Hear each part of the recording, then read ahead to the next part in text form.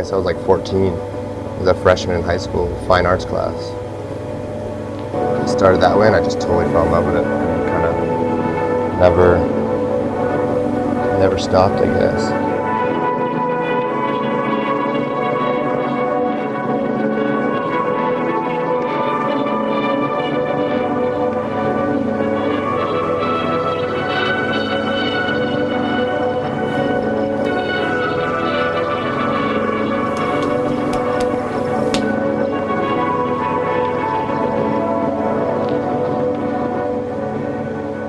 Whenever I hear about schools cutting their art budget or something, you're like, dang, don't do it. Like something so random like ceramics just totally changed my life, and it's just cool at exposing kids to that kind of stuff can do, you know, whether it's music or painting or whatever.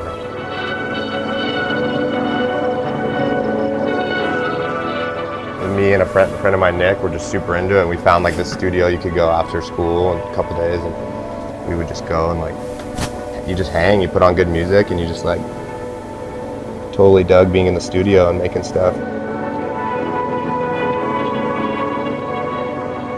I think you take bits and pieces from a bunch of different things, like even pieces of my wife's jewelry, like earrings and stuff, and you totally like be able to get some inspiration for that, you know, or just different textures and feels, you know. I think it comes from a bunch of different places. Sometimes I don't think I even really know. It just kind of finds its way in, you know. There's this like old famous ceramicist named Peter Volkas. He's like an American ceramicist back in the 60s, and I like read a quote from him somewhere. It was like, probably totally butchering it, but talking about when you can kind of stop caring a little bit about the perfection of a piece and really like let it go. That's like kind of when a bunch of creative freedom can play, you know. So it's kind of cool, like you spend so many times trying to make these perfect pieces, and it was just really cool to kind of start, you know, messing them up. And I just kind of dug how it ended up coming out, and started kind of just beating up pieces after they were made, you know.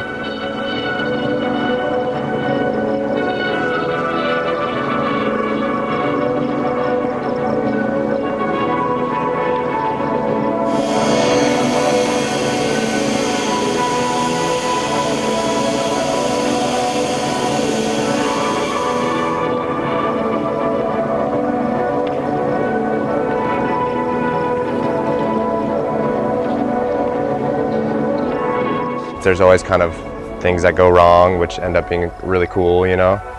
Japanese tradition of ceramics is a lot of the beauty comes from the mistakes and things that go wrong, which is, I think, is pretty cool.